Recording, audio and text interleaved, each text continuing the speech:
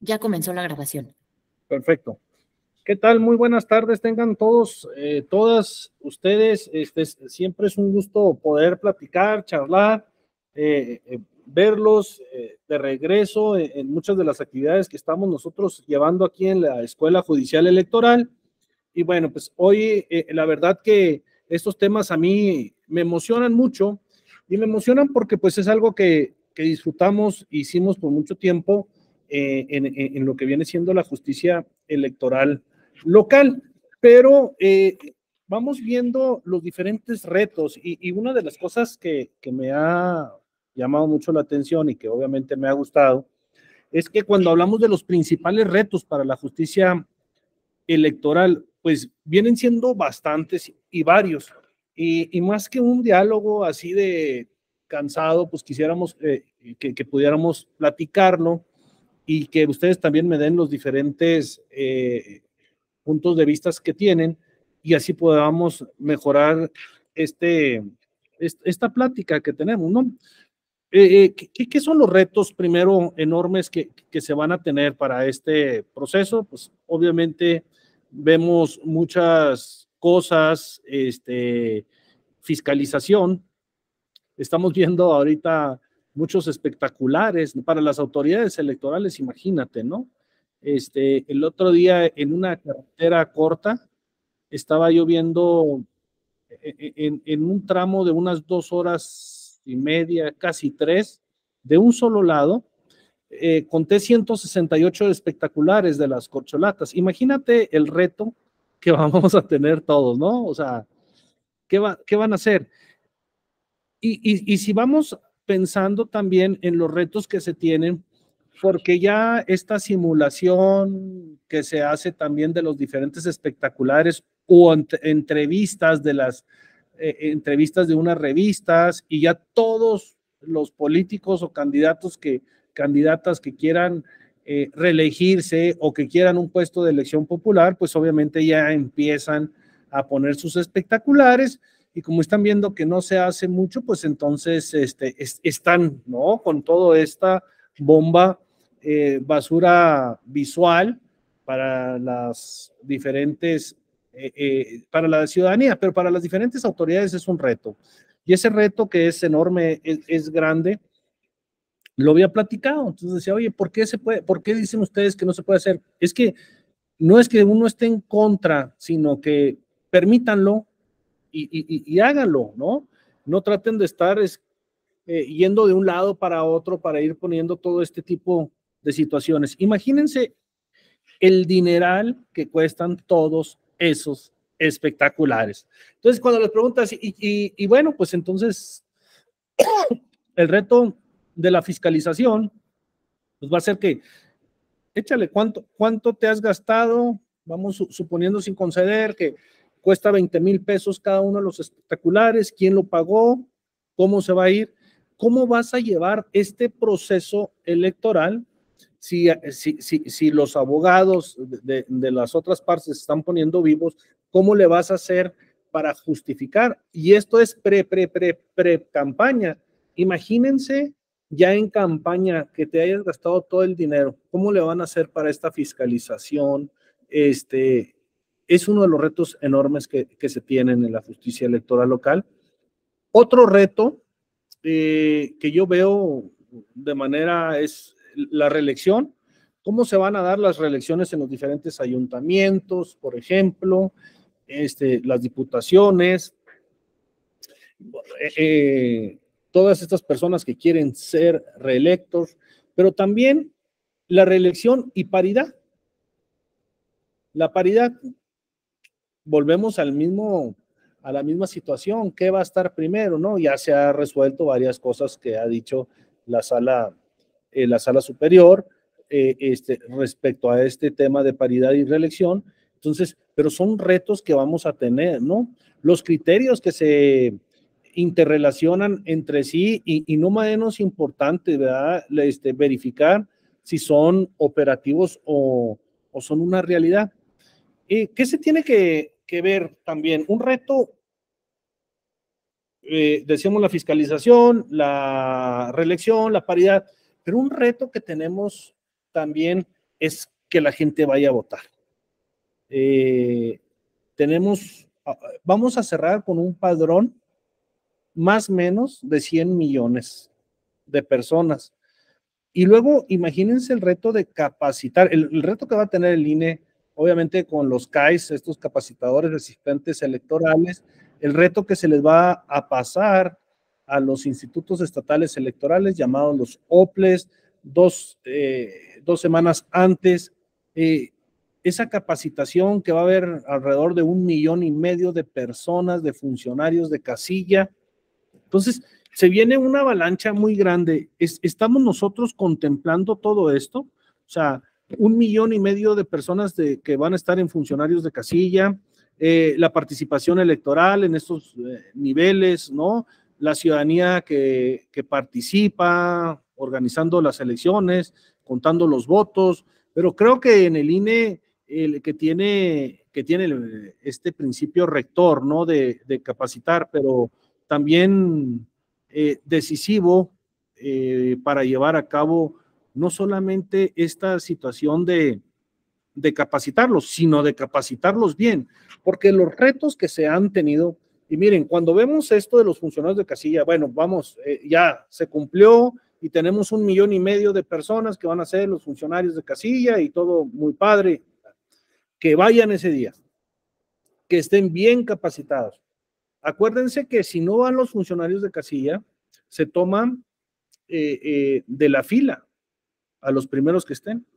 Entonces, los partidos políticos normalmente ponen rápido a su gente para que estén ahí funcionarios de casilla. Entonces, cuando tenemos a los ciudadanos que bien capacitados, primero que vayan, que se capaciten, segundo que vayan, y tercero que estén bien capacitados. ¿Por qué? Porque les comento, una de las situaciones más difíciles que nos ha tocado ver es que cuando se anula una casilla, cuando el partido político busca anular una de las casillas, vas y lo dices, bueno, ¿por qué se va a anular? A veces se anula, por ejemplo, porque la persona que tomaron de la fila no es de la sección. Entonces vas a anular la casilla. Oye, pues que no el principio rige de que la votación debe permanecer o prevalecer sobre cuestiones así. El que estaba era un escrutador de otra sección, el presidente, el secretario, el primer escrutador, sí, esos sí son. Pues sí, pero la ley es muy clara y te dice que la anules, ¿no? Entonces, eso es algo que nos vamos a enfrentar y se enfrentan mucho los institutos y luego los tribunales. Pero también otra situación de no estar bien capacitados es que en la hoja de escrutinio y cómputo, ustedes recordarán cómo se suma, ¿no? Primero son unidades, decenas y centenas. Entonces, si ponemos un 1 en una de las unidades, pues es un voto, ¿sí? Si ponemos un 1 en lo que es las decenas, pues son 10 votos. 1 en las centenas, pues son 100 votos. Por simple que ustedes lo puedan ver en este ejemplo, a mí como magistrado me tocó ver que, por ejemplo, en las unidades ponían un 9, los 9 votos. En las decenas ponían un 1, donde deberían de ser 10 votos. En la suma ponían que era un 1. Entonces la capacitación ahí era decir, oye, pues son 10 votos porque es un 1 y esto no. Entonces, todos los palitos, como se pueda decir, de número 1, lo contaban solamente por 1, así fueran 100, 10 o 1.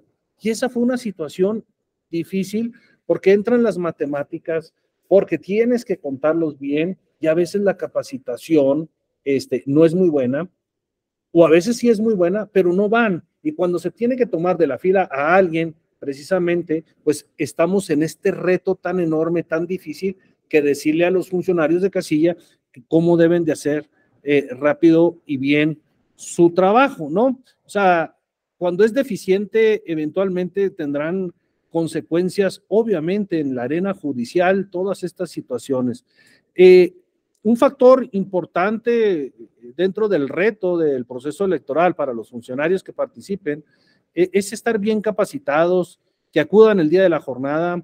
Es también uno de los grandes agravios que se ha hecho casi siempre lo encontramos y lo vemos, que la casilla no estaba debidamente integrada, entonces se tiene que tomar de la fila y con la correspondiente especulación de la persona elegida, de la fila, es emisario de algún partido político.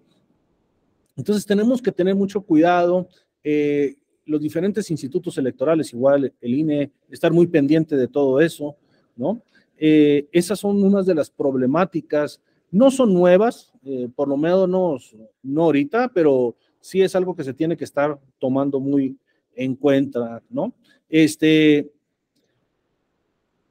Otra situación que se ha presentado es sobre el registro de candidatos o el proceso de selección. Estamos ahorita más que adelantados a estos procesos de selección de candidatos, ¿no? Lo estamos viviendo. El problema consiste en que la Constitución y la ley establecen un modelo precisamente de coaliciones homogéneo en todo el país, y a las legislaturas locales les dieron una posibilidad de regular otras formas de participación conjunta como candidaturas comunes. Por ello es indispensable, obviamente, mantener un equilibrio entre las coaliciones a nivel federal y obviamente las coaliciones comunes, candidaturas comunes, según las características precisamente que se van dando a nivel local. Otro tema de los independientes ya no han funcionado como se esperaba. ¿Por qué? Porque se van cerrando también las posibilidades, se les exige mucho y la gente está optando, o los que quieren ser candidatos, por irse por los partidos políticos, porque hay muchas trabas para muchos problemas y muchos criterios distintos sobre el financiamiento de los candidatos independientes, ¿no? El financiamiento público en los partidos políticos debe prevalecer sobre el privado. Es otro tema de verdad que no aplica en las candidaturas independientes, lo que abre la posibilidad de que los independientes pidan más financiamiento privado que lo público. Entonces, sobre este respecto, tenemos los criterios de la sala superior. Uno es que puedan recabar vía privado lo que le falta en el tope de gastos de campaña. Digamos, si reciben 10 pesos y el tope son 100, pues pueden recabar 90. El otro criterio es que puedan recabar hasta el 50% de dicho tope y por tanto, eventualmente tendremos que homologar esos criterios. Bueno, son unas de las cosas que se van dando y que se han estado presentando, ¿no? De los retos que tenemos.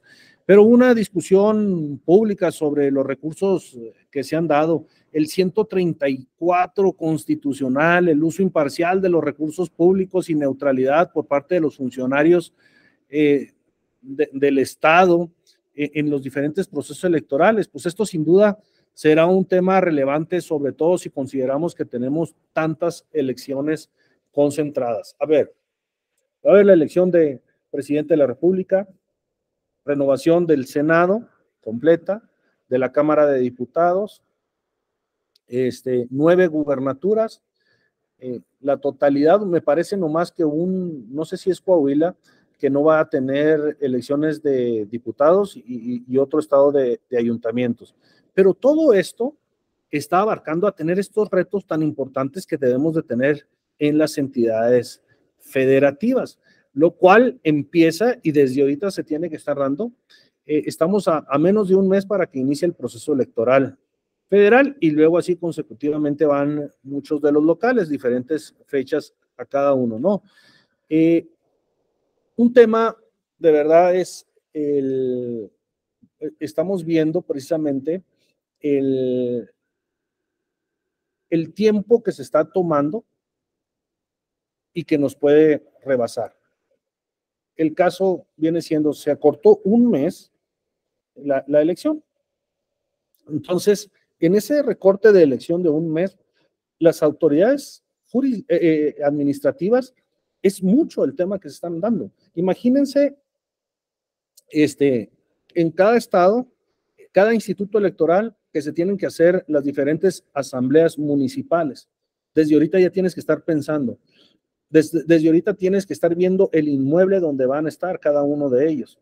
Pero una cosa muy importante van a ser el material electoral. Quiero decirles, por ejemplo, el material electoral de los que se va a hacer está presupuestado, no presupuestaron este año, sino el año que entra. Entonces, en todo esto que vienen de paquetes electorales, 9 gubernaturas, todo lo que se tiene que hacer, a ver los cambios diferentes en las boletas electorales. Imagínense cómo va a tener que darse la oportunidad a los institutos de empezar a buscar quién le va a hacer o sacar las licitaciones o todo esto para que no llegue al final y no te vayan a tener toda esta papelería electoral. Entonces, son retos obviamente muy importantes para el OPLE, y que tienen que ir analizando. En torno a la independencia que debemos de ver de los tribunales y de los institutos electorales, para mí, es que se tiene esta autonomía, decimos, ¿no? Pero no es una autonomía completa. ¿Cuál es el grave problema que se tiene en los institutos OPLES o tribunales locales? El presupuesto. El presupuesto es el que va a regir. ¿Qué? Caso Durango. Durango el año pasado, antepasado, que tuvieron las elecciones, tuvo un problema enorme sobre las boletas electorales, sobre el paquete electoral, sobre todas estas situaciones. ¿Qué pasó? Que al último, en una maniobra no muy buena que tuvo que hacer el gobernador o que hizo el gobernador de comprar directamente de finanzas, imagínense esa autonomía dónde quedó del Instituto Electoral. No le dieron el dinero al instituto, sino que contrataron a una empresa directamente. O sea, tenemos que cuidar detalles de ese tipo. ¿Por qué? Porque no pueden estar interviniendo los diferentes gobiernos. Quien trabaja en los institutos, en los tribunales, y más los presidentes o aquellos que son directores administrativos, van a ver lo difícil que es que ya teniendo tu presupuesto vas mes con mes a buscar que te vayan dando ese dinero. Entonces, tú lo presupuestas, te lo autoriza el Congreso, ¿y qué pasa? Que cuando vas a pedirlo, no hay dinero. Háganle como quieran hacerle, el gobierno no tiene dinero para esto.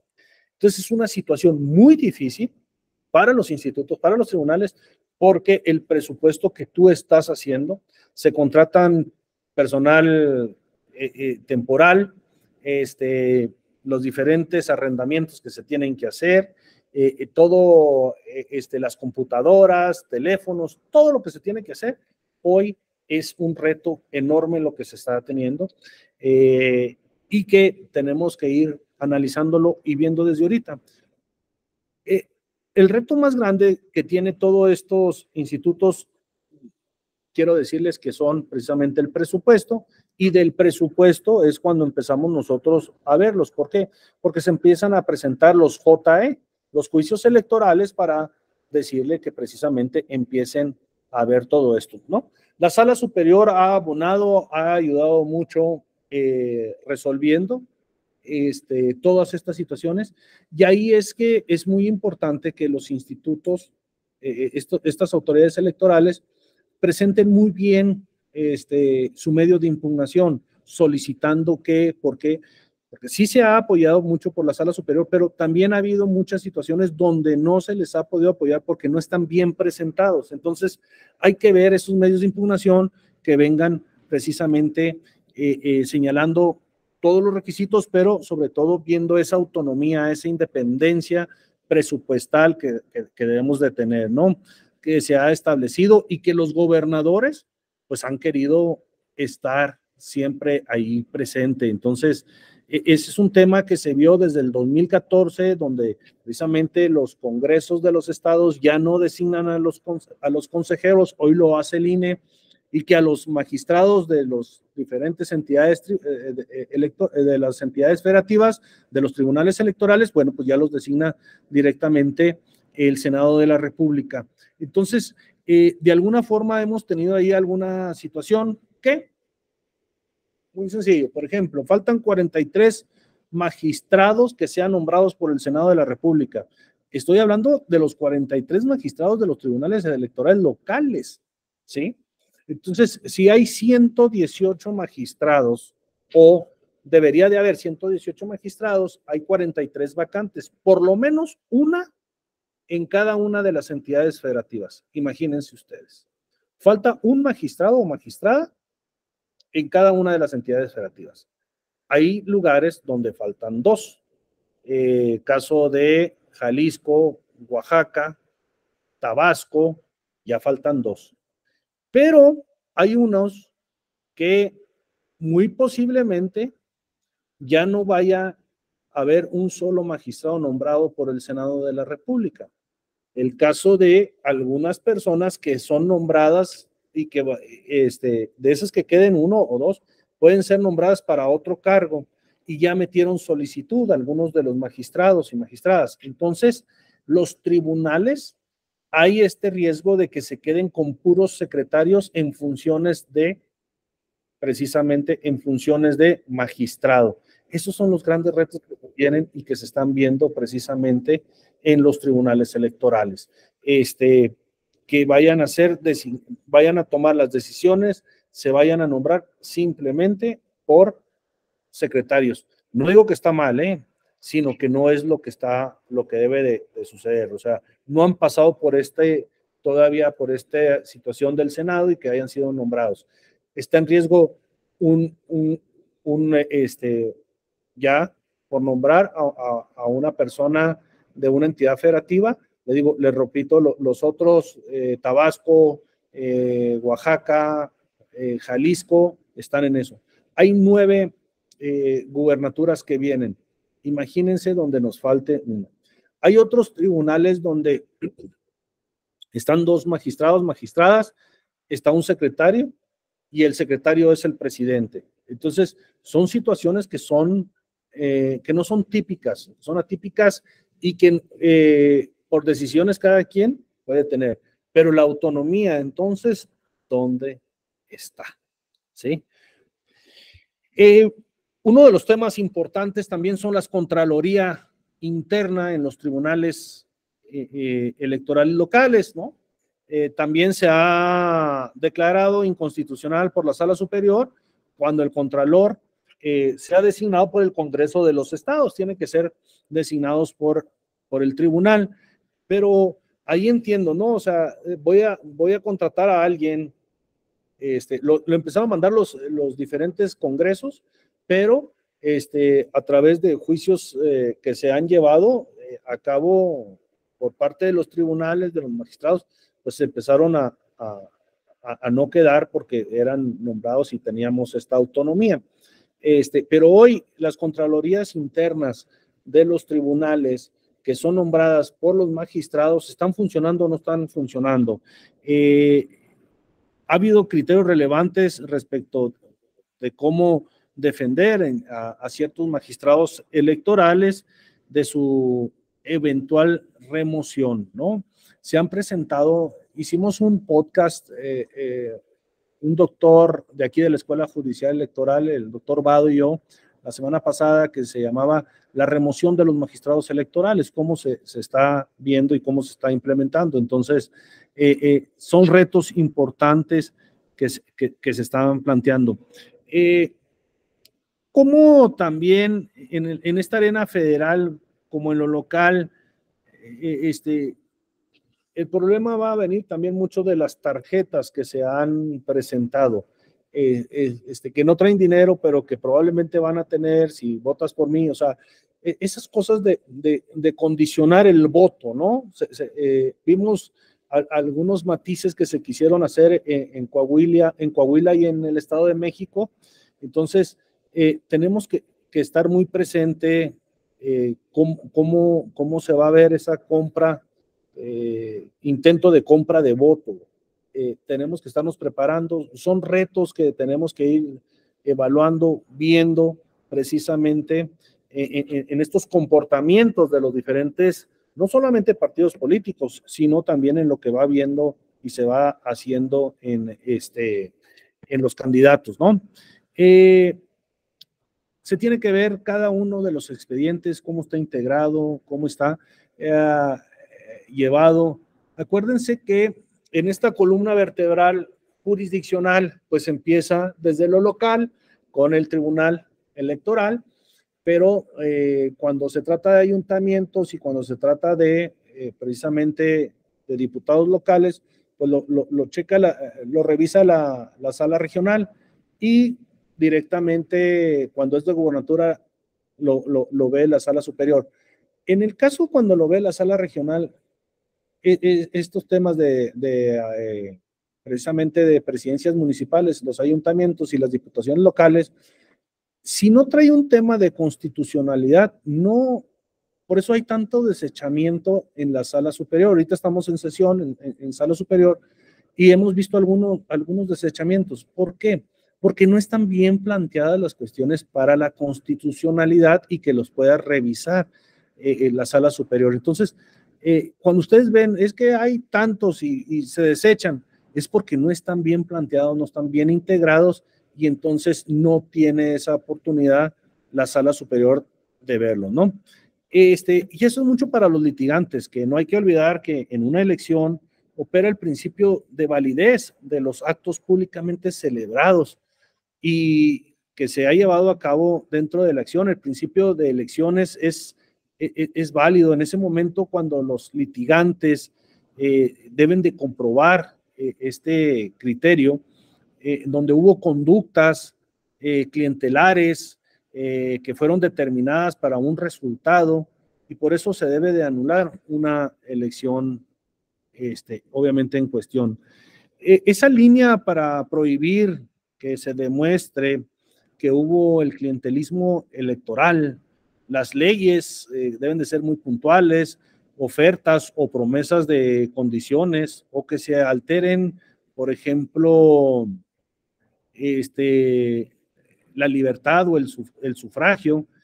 En su caso tienen que analizar no tanto en sí el formato, sino sobre todo el mecanismo, es decir, cómo se llevó a cabo todas estas situaciones. Entonces, son temas que nosotros estamos viendo, que estamos preparando diferentes,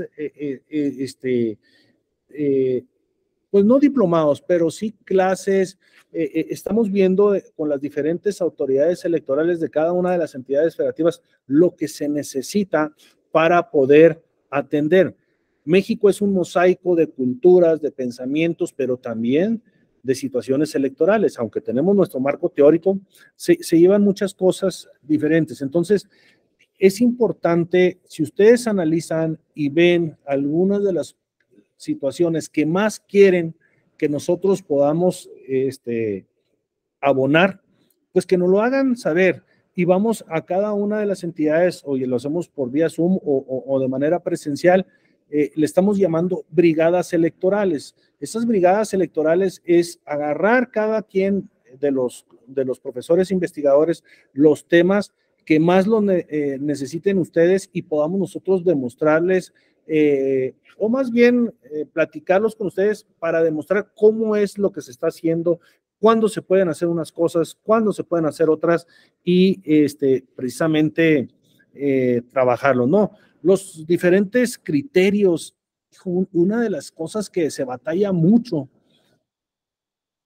es precisamente cuando hablamos de los diputados, cuando sale ya la última lista, ¿no? Cuando vas a integrar los congresos. Fíjense lo que pasó en la Ciudad de México. La Ciudad de México, el Instituto Estatal Electoral, el OPLE, saca una lista y dice, todos estos ganaron, y de mayoría relativa son estos, de representación proporcional son estos, y lo pone. Es impugnada. Cuando se impugna, el tribunal local hace un análisis jurídico y dice, bueno, son estos, diferente a lo que había puesto el Instituto Electoral, pues cuidando la paridad de género, las diferentes situaciones de voto, las rondas, se va a la sala regional, Ciudad de México, saca la sala Ciudad de México algo distinto al tribunal y también al instituto. Entonces, la certeza para la ciudadanía, ¿cuál es? Para el mismo votante, pero también para el que quiere ser o era candidato. Entonces, cuando llega a sala superior, la sala superior sacó algo distinto de las otras autoridades, tanto de las dos jurisdiccionales como de la administrativa. Esos son los grandes retos. Entonces, yo creo que es importante que viéramos precisamente y que los criterios sean los mismos y que las personas que compiten, pero también la ciudadanía, esté cierta de cómo son los criterios que se están trabajando para tenerlo, ¿no? Eso es de los grandes retos que yo pienso que se van a estar tomando. Una de las situaciones es algo que me tocó exponer en la Suprema Corte de Justicia de la Nación el año pasado, precisamente la determinancia. En esto de fiscalización, si se gana por menos del 5%, ¿cómo va a entrar? Este es un reto tremendo para las autoridades, el anular un proceso electoral por violación de los principios constitucionales. No sé si les preocupa, en su caso, utilizar la figura de la discrecionalidad jurídica. Pues esas figuras tienen en cuestión una argumentación probatoria muy importante que se tiene que hacer en el trabajo jurisdiccional, que sustente todos estos argumentos. La discrecionalidad está obviamente siempre controlada, pero no hay que olvidar el propósito siempre de proteger la libertad del sufragio e inclusive en el sentido de anular en el fondo una medida para proteger la libertad del sufragio. Estas situaciones de la determinancia va a ser algo que nosotros vamos a estar evaluando, viendo dentro de cada una de las entidades federativas, ¿no? Que se tienen que ir dando. Una de las cosas que yo no sé por qué todavía, pero estos convenios que se hacen tribunal local con el OPLE no han estado funcionando. Y lo digo específicamente dentro de los PES. El PES, el procedimiento especial sancionador, fue llevado precisamente para que fuera rápido, una resolución rápida, dentro de los 4 o 5 días que se tiene, precisamente. Entonces, lo que hizo la sala especializada con el INE es que tienen un sistema en el cual van viendo desde que está en el INE, ahora en la unidad de lo contencioso electoral, y la sala especializada, entonces van llevando que se presentó, qué pruebas se han llevado. Entonces, cuando ya llega a la sala especializada, muchos tienen en el caso de los tribunales locales, tienen un preturno. Ya saben que cayó uno, lo estás monitoreando con los secretarios, estás viendo qué es lo que están presentando. Ya cuando llega contigo sabes que va bien integrado o qué le falta. El problema es cuando lo regresa el magistrado al área administrativa y le dice, oye, faltan estas cosas. Entonces le da oportunidad al instituto de buscarlo, de checarlo, de hacer, si se necesita, la investigación de algunas cosas. Casi todos los institutos tienen que hacer eso. Entonces, cuando regresa otra vez, oye, pues te contesto, sí me dio Facebook una contestación, no me lo dijo, un resultado, es esto.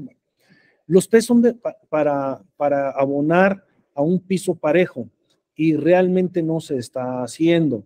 Me tocó, por ejemplo, un asunto donde nos presentó un compañero un PES 1 año, 3 meses después. Perdón, eran 13 meses después. O sea, caducidad. Ya se pasó el tiempo. Imagínense, y ese PES era de BPG, violencia política en razón de género. Entonces, ¿se está cumpliendo o no se está cumpliendo con estas situaciones? Es muy difícil y ha sido complicado que, que las autoridades administrativas y jurisdiccionales no se pongan de acuerdo. Si aparte, si se logran poner que los mismos magistrados o la gente que estamos trabajando sí pueda hacer ese engranaje para empezar a resolver todo este tipo de problemas. Entonces, tenemos que verlo. Es uno de los retos enormes que se están llevando a cabo por parte de las autoridades electorales, el tener esa sincronización con lo administrativo y lo jurisdiccional para poder ir abonando y avalando todo esto, ¿no? Los tiempos. Cuando se tiene tiempo para resolver, pues qué bueno, pero híjola, hay veces que no lo están resolviendo en tiempo y en forma, y eso es algo muy delicado. O no le dan tiempo a la sala especial, a las salas regionales, o se lo pasan, o no se da el tiempo correspondiente a la sala superior. Entonces, los tiempos cortos están muy complicados. Tenemos que tener esa coordinación en todas las autoridades electorales de tiempos y de plazos, porque en muchas de las legislaturas no se dice qué tanto tiempo. Entonces se va agotando los días para que también se juega, entiendo de la política, también se juega para resolver lo más tarde posible y luego la siguiente instancia no tiene el mismo tiempo de poderlos provocar. Hay situaciones que se dan y situaciones en los tribunales locales y en las salas regionales, ¿no? O también en la sala superior que se tarda ese tiempo. Entonces, miren, hicieron un método, siento yo que está mal que violencia política en razón de género lo vean a través del PES. Yo siento que cuando debes de integrar muy bien un expediente, como es el caso de BPG, no da el tiempo, precisamente, los tiempos de un PES para poderlo resolver. Entonces, por eso, mal planteado, con una situación rápida, no llega a cumplir el objetivo que se quiere. Entonces, se van terminando estos días y no se va cumpliendo con lo que uno va buscando, ¿no? Quisiera agregar que el modelo de comunicación política y social hoy en día, pues a lo que estábamos viendo es obsoleto, debido a que hoy salieron ya todos son precandidatos, candidatos, le llamen como le llamen, puede ser una simulación, y bueno, pues tenemos que estar obviamente ocupados de esto, pero justamente el decirle a la sociedad nuestro punto de vista, nuestros argumentos, pues son clave para nosotros, que la sociedad se dé cuenta de que hay una razón de nuestros argumentos y que estos argumentos son razonables, pero sobre todo que son independientes. Cuando nosotros estamos buscando cosas independientes, es el trabajo que tenemos que estar realizando, no sujeto a otras situaciones. Hace escasos meses se firmó por todos los tribunales electorales de la República Mexicana el Código de Ética. Ese es uno de los retos también muy importantes, que estemos dentro de la ética, ¿no? No solamente lo que nos dice que nos dice precisamente la ley, sino que también estas cuestiones morales que debe tener un juzgador, y no hablo solamente de los magistrados, yo hablo de la justicia electoral local, de los tribunales. Hay alrededor de 1,350 funcionarios, 118 magistrados, o que tienen esa función. Tenemos que tener ese código de ética, y el código de ética debe ser uno de los retos más importantes para poder llevar a buen puerto nuestras resoluciones y trabajar en pro de ellas, porque si no lo hacemos, obviamente va a ser algo muy conflictivo.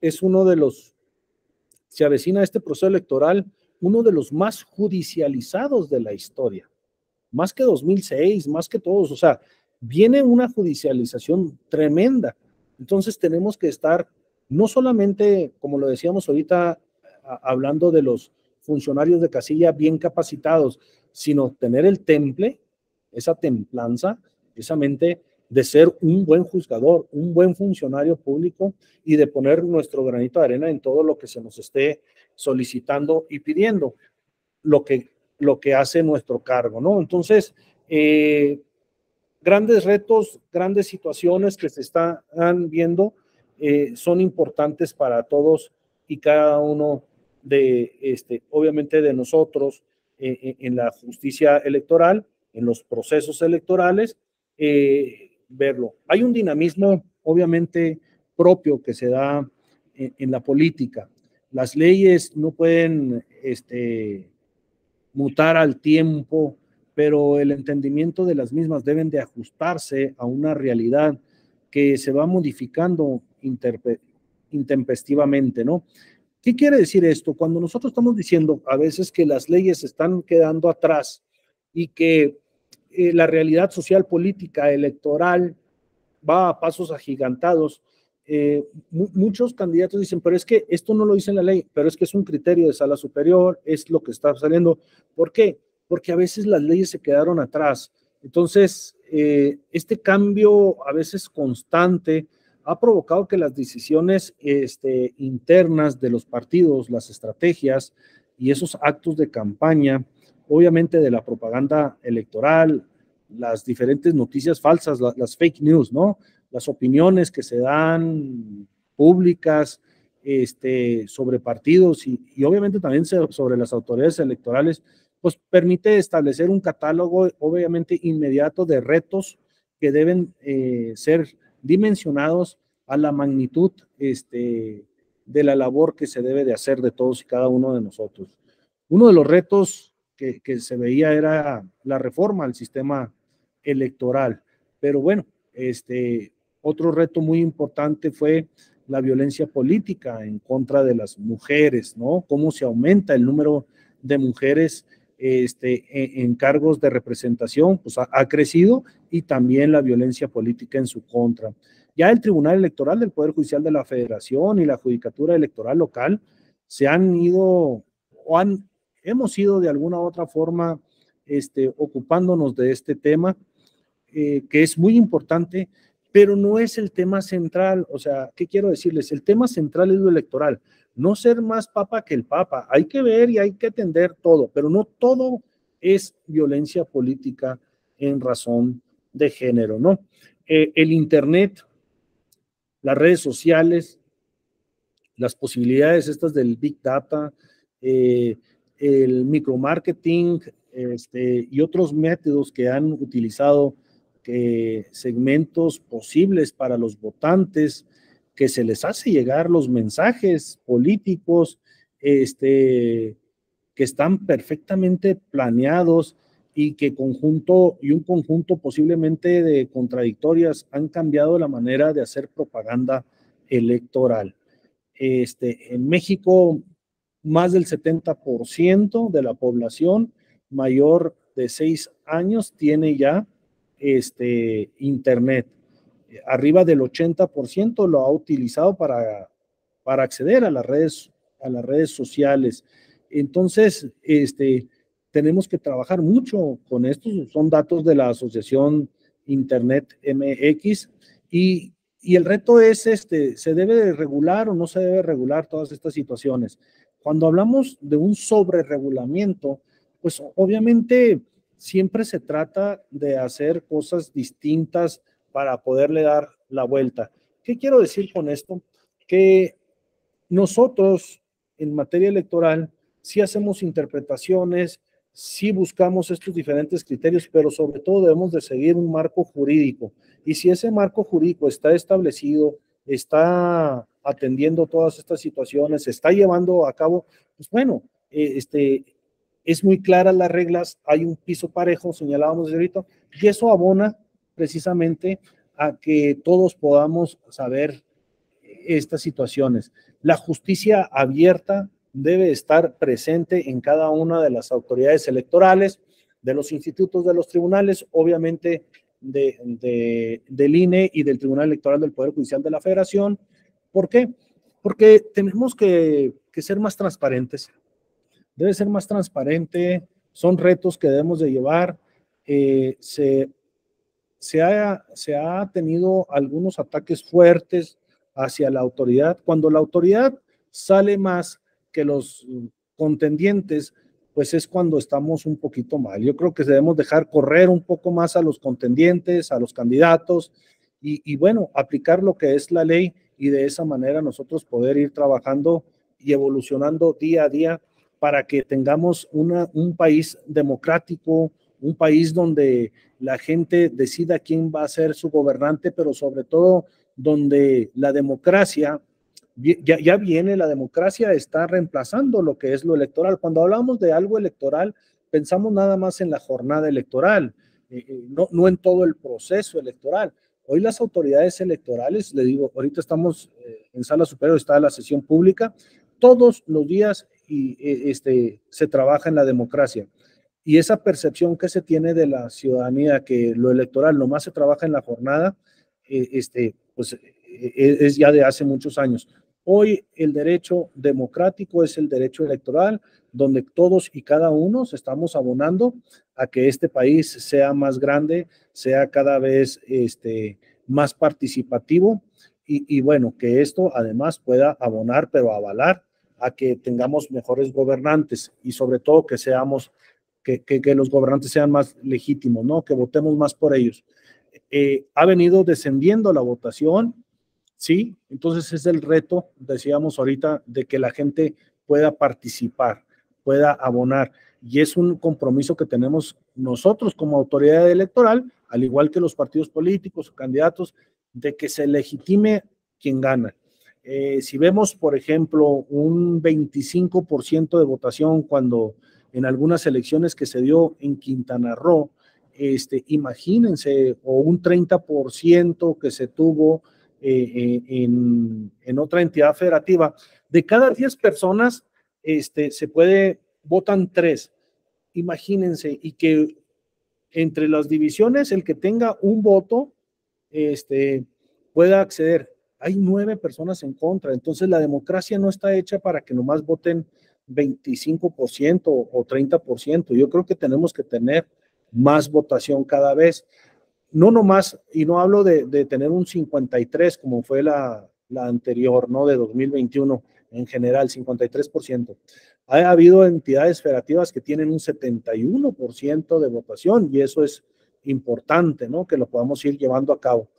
Con esto quiero decirles que son parte de los grandes retos que tenemos a escaso un mes del proceso electoral 2023-2024 dentro de las entidades federativas.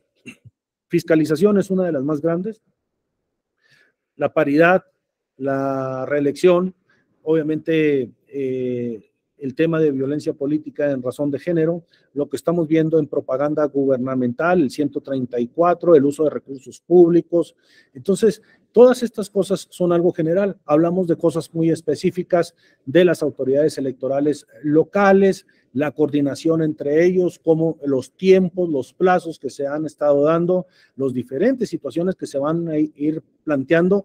Son temas que nosotros tenemos que estar muy al pendiente, y que ahorita debemos de estar planeando precisamente cómo resolverlas, ¿no? Las diferentes estrategias que se tienen que llevar a cabo para ir un paso o dos antes de lo que se vaya planteando, y no 3 cuadras atrás precisamente del desfile. Con eso terminamos. Si tienen ustedes alguna pregunta, con mucho gusto, o algún comentario, estamos atentos en esto. Muchas gracias.